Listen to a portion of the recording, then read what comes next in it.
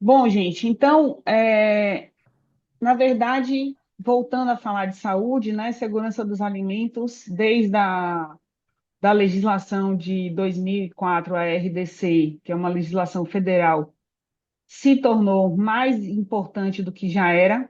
Então, hoje, praticar a segurança dos alimentos, além de fazer com que a gente sirva um alimento seguro, né, e saudável, ela é lei. E as leis devem ser praticadas. Mas eu costumo dizer o seguinte, né, para os nossos clientes, para os donos de bares e restaurantes, que a importância, né, de praticar a segurança dos alimentos não vem só da necessidade de atender os órgãos fiscalizadores, Vigilância Sanitária, Anvisa, Ministério Público, Procon, Codecon, vem muito, né, daquilo que a gente quer, que hoje a segurança dos alimentos ela interfere tanto na parte de gestão quanto na parte de qualidade. Então, a gente sabe, né, que 99% dos alimentos, da matéria-prima que a gente compra, já vem contaminada. E o que que a gente vai fazer para a gente servir um alimento seguro? É fazer com que a gente consiga seguir todo o nosso fluxo, né, servindo lá no final, além de um alimento gostoso e atendendo todos, né, os pré-requisitos da satisfação do cliente, a gente atender com servindo um alimento seguro. Então, eu sempre digo para os meus clientes, não adianta nada a gente estar só se preocupando em atender os órgãos fiscalizadores, não, a gente tem que se preocupar internamente. Então, às vezes, você optar por ter um profissional nutricionista dentro da empresa, prestando seja assessoria ou consultoria, né? Porque tem uma diferença, né? Consultoria é aquilo que a gente tem início, meio e fim. Então, você contrata um serviço para que aquilo funcione dentro da sua empresa e que seja implantado e não implementado mensalmente, ou você pode ter um profissional nutricionista hoje implementando todos esses procedimentos e fazendo acontecer mensalmente. Qual é a vantagem hoje de você ter um especialista em segurança dos alimentos dentro da sua empresa? Primeiro, o primeiro passo é que você consegue ter um controle maior do desperdício. Então, a gente hoje já tem dados, né, que comprovam que quando você tem toda essa parte estruturada de segurança dos alimentos, você consegue evitar o desperdício dentro da sua empresa, além de otimizar suas compras, o que melhora muito o seu controle de estoque, trazendo toda essa parte, né, de gestão de uma forma muito mais simples e clara. Então, vocês vão lá, acho que vocês vão ter essa oficina com o Marcinho ainda e vão entender o quanto é importante, né, o quanto faz a diferença hoje na empresa a gente ter essa melhoria do controle de estoque. E como é que eu vou controlar o meu estoque? Principalmente organizando o meu fluxo. Então, a base da segurança dos alimentos, todo o contexto da segurança dos alimentos, está dentro do que a gente fala quando a gente organiza o nosso fluxo. Então, lá atrás, né, a NASA, ela criou uma metodologia chamada APPCC. E a base toda, né, da gente hoje, da segurança dos alimentos, principalmente na metodologia da Segali, que a Segali trabalha, a gente trabalha em cima desse fluxo de produção. E o que é o fluxo de produção? É desde a compra até o que a gente chama de boca do cliente, de distribuição-venda. E por que boca de cliente? Por que a boca do cliente? Porque a gente hoje tem várias formas de formatação de distribuição, né? Em plataformas de delivery, to go. Então, antigamente, a gente só tinha dois formatos, que era o à la carte e que era o buffet, o serviço de buffet. Hoje, não. Hoje, a gente tem vários formatos de distribuição. Então, dentro desse fluxo, o que que a gente faz, né? A gente vai levar desde a compra até a distribuição e a gente vai passando pontinho por pontinho, né? Compra, recebimento, armazenamento, distribuição, e assim por diante.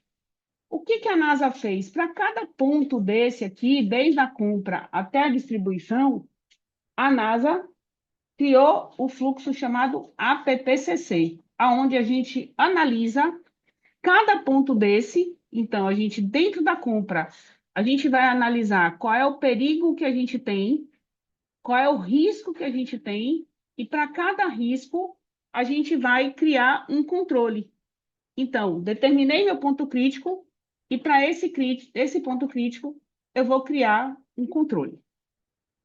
Então, gente, o que que é isso, né? E o que que é esse ponto crítico?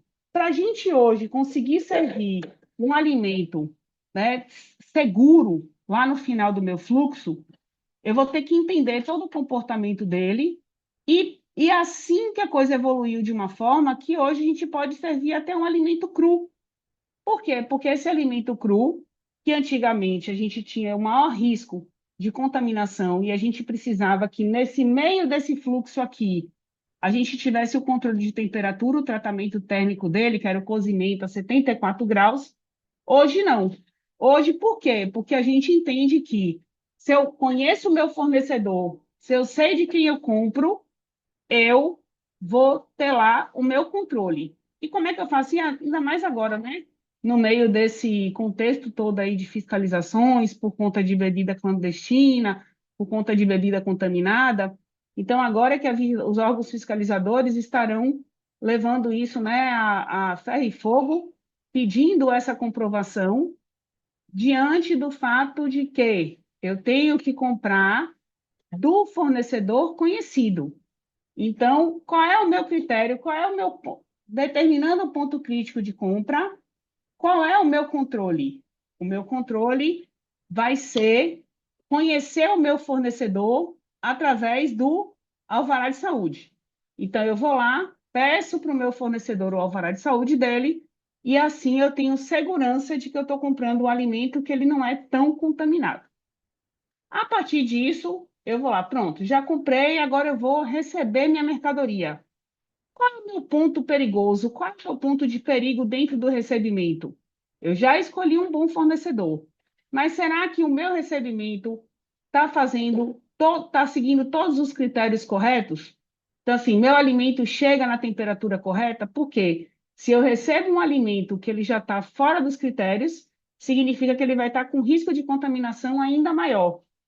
Então, comprei, vou receber minha mercadoria e essa mercadoria chegou na temperatura correta? Chegou na validade correta? Será que o meu fornecedor não está me enganando? Porque acontece.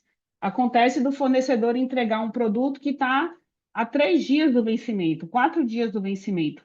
E se eu não monitoro isso, pode ter certeza que alguém monitora.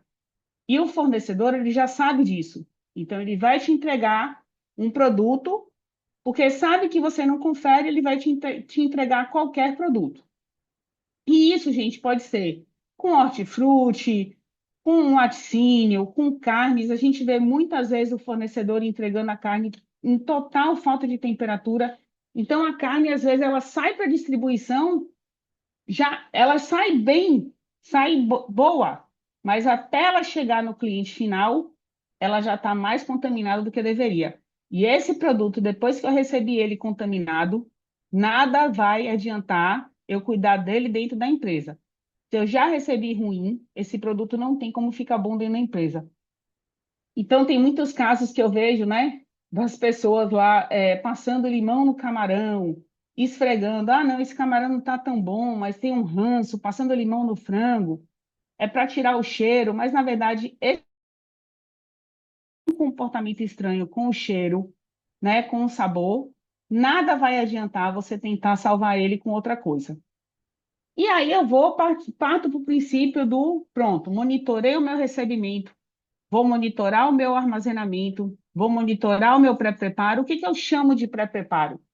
Descongelamento, congelamento, manipulação, tratamento térmico, né? Porcionamento, tudo isso ao longo desse fluxo todo aqui, a gente vai entendendo quais são os pontos críticos e a gente vai criando os controles. E de que forma eu posso criar esses controles? Através de registro. Tem muita gente que me pergunta assim, mas Paula, se o cliente disser que veio aqui, eu estou lá com minha cozinha toda arrumadinha, sou cuidadoso, faço tudo certinho, compro do melhor fornecedor, armazeno meu alimento adequadamente, recebo e guardo assim que eu compro. E aí, se um cliente disser que comeu e passou mal no meu estabelecimento, o que é que eu vou fazer? A primeira coisa que eu vou te perguntar é o seguinte: você tem registro? Você monitora todo o seu fluxo de produção? Você tem esse controle para mostrar? Se você tiver, nada a temer. Se você não tiver, aí é que o bicho pega. Então, quando a gente fala da importância hoje, né, da segurança dos alimentos, além da gente ser limpinho e organizadinho, né, porque as pessoas falam assim, "Não, a empresa é toda limpinha", mas não, às vezes não basta ser limpinho, né? Às vezes a gente tem que ter toda a parte de organização e que a gente mostre para as pessoas que existe essa organização. E como é que a gente mostra isso para as pessoas, né? Através dos documentos e dos informativos e dos nossos registros. Então, existe um documento que muita gente fica assim, não gosta de pagar, porque é um documento caro, que é o Manual de Boas Práticas, e muita gente também, muitos profissionais acabam não levando a sério e não entregando o manual de boas práticas que deveria conter o que deve conter, que é toda a sua informação precisa, onde você produz, o que você faz, qual é o tipo de piso que você usa, qual é o tipo de equipamento que você tem. Então, assim, o manual de boas práticas, ele é hoje um documento descritivo, um retrato da sua empresa. Então, o primeiro passo é: tenho uma cozinha, tenho um restaurante, eu tenho que ter meu manual de boas práticas. Passando isso, né, o que que a gente vai ter, o que que compõe esse manual de boas práticas? Então, toda a parte de documentação, que hoje é exigida por lei, e mais uma vez eu reforço, gente, antigamente a gente praticava a segurança dos alimentos porque era exigido por lei. Hoje, a gente pratica a segurança dos alimentos porque isso impacta na nossa gestão. Quanto mais controle eu tenho, melhor a gestão da minha empresa, melhor a administração da minha empresa. Então, a segurança dos alimentos está diretamente relacionada ao sucesso da empresa. Então, no controle anual, o que que a gente faz, né? A Segali tem uma metodologia própria, mas isso não impede que vocês façam isso sem uma assessoria. Então, o primeiro passo é organizar a minha documentação, que é a documentação exigida para bares e restaurantes em relação à segurança dos alimentos. Primeiro passo é como está meu alvará de saúde, como estou eu diante da vigilância sanitária, meus funcionários estão capacitados, meus funcionários estão fazendo os exames de saúde na frequência exigida por lei. Lembrando que essa lei do controle de saúde não é uma lei da vigilância sanitária, e sim uma lei do Ministério do Trabalho, é uma normativa. Então, você manter o quadro de pessoal com o controle de saúde atualizado é bom pro empresário, não é uma coisa que atende só o colaborador. Por quê? Porque se o seu colaborador não está saudável, o seu alimento não pode estar saudável. Então, o interesse maior é do empresário. Outra coisa, com o controle de saúde em dias, a gente evita acidentes de trabalho e uma série de transtornos que podem vir depois. Capacitação da minha equipe. A minha equipe tem que ser treinada. Então, por muito tempo eu ouvi dizer, né, que não vou treinar meu colaborador, porque hoje ele está comigo, amanhã ele está no vizinho. Chegou num ponto, né, em Salvador, que a gente treina tanto o manipulador que quando ele chega na outra empresa ele já está treinado. E isso é ruim, gente? Óbvio que não. Quanto mais gente com conhecimento, com treinamento, melhor para todos. E eu vou dizer uma coisa para vocês: a lei federal exige que essa capacitação de equipe, esse treinamento seja anual. E eles estão certos. Por quê? Porque a gente esquece as coisas. Então, tem um dado que eu sempre gosto de falar: muita gente acredita que o índice de intoxicação alimentar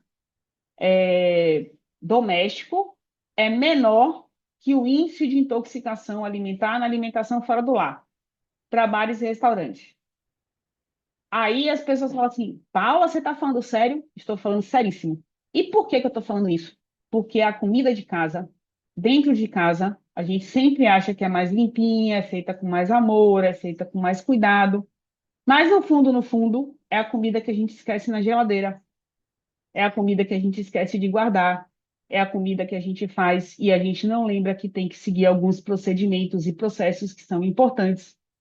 Então, quando a gente traz isso anualmente dentro de um treinamento para a equipe, a gente faz com que todo mundo relembre como é o certo, porque segurança dos alimentos é uma mudança de hábito.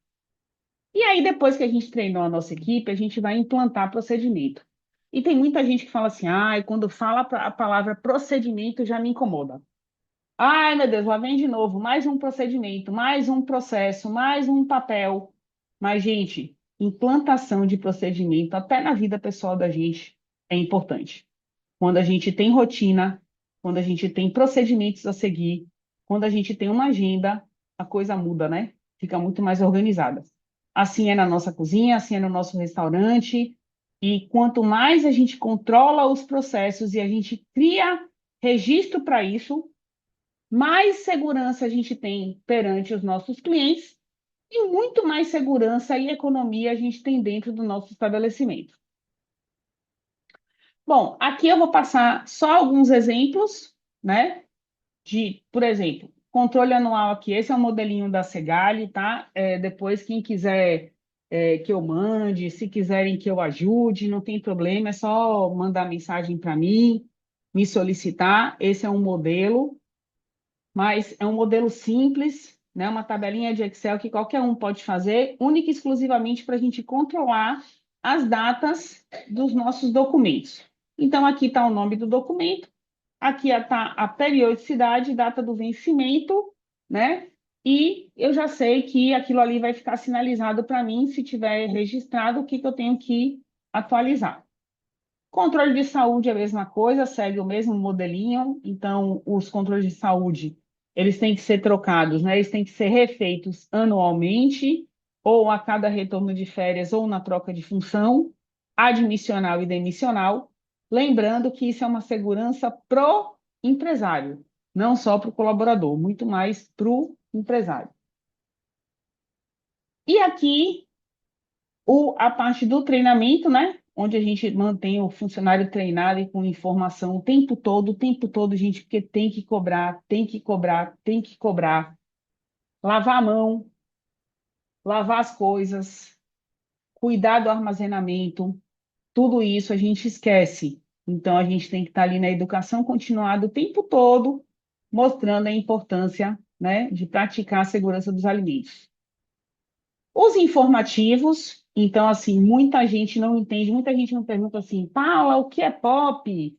Né? POP é o que está no Manual de Boas Práticas. Bom, POP é Procedimento Operacional Padronizado, então significa que você vai escrever como você faz os seus POPs, mas existem alguns POPs que são cobrados pela lei, né, pela legislação, e que além de estar no Manual de Boas Práticas, ainda tem que estar ali colado na parede. Por quê? Porque é um lembrete. Então, a gente não vai poluir nossa parede, encher de papel, mas existem alguns que são básicos. Então, por exemplo, higiene das mãos, eu tenho que estar ensinando todo mundo como é que devem lavar as mãos corretamente. Higienização de hortifruti é muito importante. A gente não entende o quanto é perigoso a gente consumir um alimento, uma fruta, uma verdura sem higienização, né? Mas a gente tem que entender o quanto isso é importante. E a questão da postura profissional. Então, mais uma vez, eu tive um retorno hoje, propriamente dito, de um cliente que foi muito estranho, porque eu já vi todos os tipos de contaminação física que podem acontecer, mas essa definitivamente foi a pior de todas, e o cliente está sendo processado porque o cliente está processando a empresa porque ele achou um chiclete mascado dentro da fatia de bolo. Então, assim, e aí o empresário estava me perguntando, Paulo, será que foi de propósito? Será que ele botou lá para me prejudicar? Poxa, mas meus funcionários são tão legais, a gente não tem esse tipo. Eu falei, não. O pior é que não acontece assim, não. A falta de treinamento, a falta de cobrança da postura profissional faz com que o funcionário estivesse mascando aquele chiclete e ele está tão atordoado, está tão ocupado, tão correndo, que o chiclete some da boca e ele não sabe nem se engoliu. Muito provavelmente, ele não percebeu, ele achou que tinha engolido o chiclete e o chiclete deve ter caído da boca, tá, gente? Isso é uma coisa muito normal. Então, mais uma vez, o incentivo, né, através dos informativos, através de treinamento, da gente cuidar da nossa segurança dos alimentos dentro do nosso estabelecimento. Então, aqui eu tenho aqui os critérios de recebimento, os usos de EPI, que são importantíssimos, muitos colaboradores, muito mesmo, processando as empresas por insalubridade, quando a gente morre de falar, use o equipamento de proteção, use sapato fechado. Infelizmente, a gente ainda chega em empresas menores, restaurantes menores, de bairro ou do interior, que o pessoal ainda usa chinelo, e aí é um risco absurdo de acidente de trabalho. Então, assim, não pode usar chinelo, tem que usar avental, tem que usar o uniforme corretamente no material adequado, tem que usar luva, mucambo para trabalhar com produto de limpeza, porque isso traz doenças, né? Enfim, são várias coisas que a gente vai cobrando e que tem um sentido. Não é só para ser, é nutri nojenta, nutri chata, tá cobrando, é um monte de coisa que eu tenho que fazer, não, gente. Segurança dos alimentos é muito mais importante, impacta na empresa muito mais do que a gente imagina, né? A falta de segurança dos alimentos. Aqui a gente tem alguns exemplos, né, do cronograma de higienização por área. Então, é muito importante a gente saber. São 4 perguntinhas que a gente tem que responder. O que eu vou limpar? Quando eu vou limpar? Como eu vou limpar? E quem vai limpar? Então, aqui é um modelo da Segali também, mas a gente tem aqui, ó, se a gente for ver, reparar, em cada procedimento desse, a gente está respondendo essas perguntinhas, essas 4 perguntinhas que eu fiz. O que, como, onde e quem?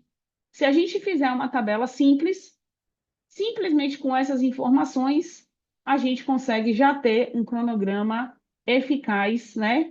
Com eficiência para a gente poder ter uma cozinha limpa e organizada. Muito importante, além da gente ter o cronograma de higienização, a gente ter o quadro de diluição. Hoje, além do alto índice de contaminação física, que eu acabei de dar o exemplo do chiclete, a gente tem muita contaminação química. Por que contaminação química? Porque as pessoas não usam os produtos da forma correta. Ou usa diluído demais para economizar, ou usa forte demais para que ele tenha uma eficácia melhor. Mas ele não tem. O produto tem que ser usado, até o doméstico, ele tem que ser usado na recomendação do fornecedor.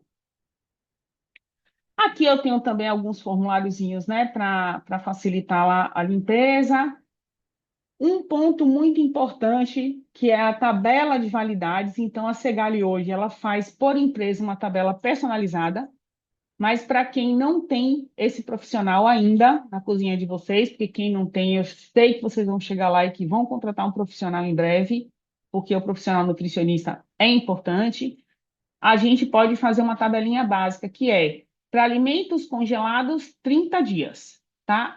Paula, mas eu preciso de 90 dias. Equipamento doméstico, freezer doméstico, não suporta o congelamento por mais de 30 dias. E, às vezes, a depender da idade do equipamento, até menos. Então, assim, apenas indústrias com equipamentos específicos podem ter alimentos congelados por tempo maior, tá certo? Alimentos refrigerados. A Segali, ela faz análise por receita, ela faz análise por alimento. Mas, quando não se tem um profissional nutricionista, o básico é alimentos crus, 1 dia. Alimentos cozidos, 3 dias. E alimentos que são industrializados, no próprio rótulo a gente já vê a recomendação. Então, por exemplo, após aberto, 7 dias na geladeira. Após aberto, 3 dias na geladeira. Gente, outro dia eu tomei um susto. porque eu inventei de botar a data de validade que eu abri a maionese da minha casa. E aí fiz uma anotaçãozinha, né? Abri lá, pronto, botei a data do dia que eu abri. Quando eu fui perceber, ela já tinha 4 meses de aberta. O tempo passa tão rápido que a gente não imagina. E é por isso que eu falei para vocês que às vezes o índice de intoxicação alimentar doméstica é maior do que o da empresa, porque a gente esquece, né? E aqui tem mais uns exemplos de registros, né, que são vários. Enfim, aqui é uma parte que eu não vou passar. E aqui é um checklist, né, que a gente usa para fazer uma avaliação inicial da empresa. Resumindo, pessoal, o que que é importante a gente entender? Quanto mais a gente controla, quanto mais a gente avalia, então se a gente reparar aqui, ó, a Segali hoje, ela vai lá e fala para o funcionário, peraí, opa, perdi tudo. Ela fala para o colaborador o seguinte, deixa eu só voltar aqui. A gente fala assim, checklist de higiene pessoal. O que que eu tenho que avaliar, né, nessa questão da higiene pessoal? A gente tem, tá com barba feita? Tá com cabelo cortado? Tá com unha cortada? Então, se a gente faz toda essa avaliação da higiene pessoal e comportamental do colaborador, a gente evita a contaminação física, a gente evita a contaminação cruzada e tudo mais. Vamos lá. Instalações. Então, eu sempre costumo dizer o seguinte: a gente pode ser pobrinho, mas a gente não tem que ser sujinho, né? A gente precisa que as coisas sejam, pelo menos, estruturadas para trabalhar com alimento. Porque se a gente não trabalhar bem com alimento, a gente acaba contaminando mais do que ele deve ser, do que ele deve estar contaminado, né? Que eu já falei para vocês que ele chega contaminado. Então, toda essa parte de instalação e equipamento também tem que ser bem cuidada, porque se a gente tem uma estrutura organizada, o nosso alimento está seguro. Checklist de armazenamento. Então, o que que eu vou avaliar, gente, no meu armazenamento? A minha geladeira está limpa? A minha geladeira está organizada? A minha geladeira está funcionando bem? Eu estou medindo a temperatura da minha geladeira? Ela me atende? Como é que a minha geladeira se comporta à noite? Ela se comporta bem? A temperatura dela é mantida? Então, significa que o meu alimento dorme direitinho. Eu costumo dizer assim: como é que seu alimento dorme? Ele está sendo bem cuidado?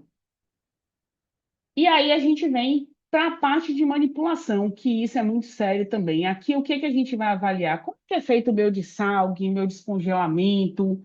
Quantas vezes eu me perguntei, vem cá, será que eu estou descongelando, deixando meu alimento muito tempo à temperatura ambiente? Será que eu estou deixando meu alimento esquecido na água para fazer o dessalgue? Onde é que será que eu devo guardar esse meu alimento para poder fazer o melhor dessalgue? Né? Enfim. E aí, todos esses checklists são aplicados, né, na empresa que a gente faz assessoria.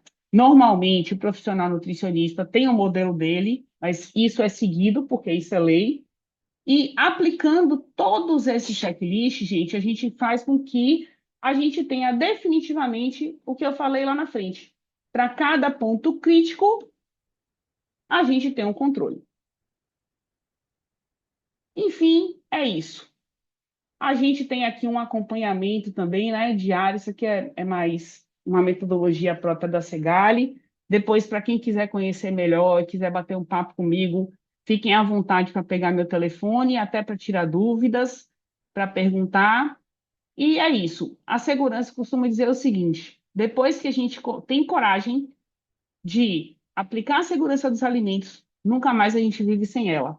Porque servir um alimento seguro é muito mais interessante do que só servir um alimento saudável e gostoso. Mais uma vez, obrigada pela oportunidade.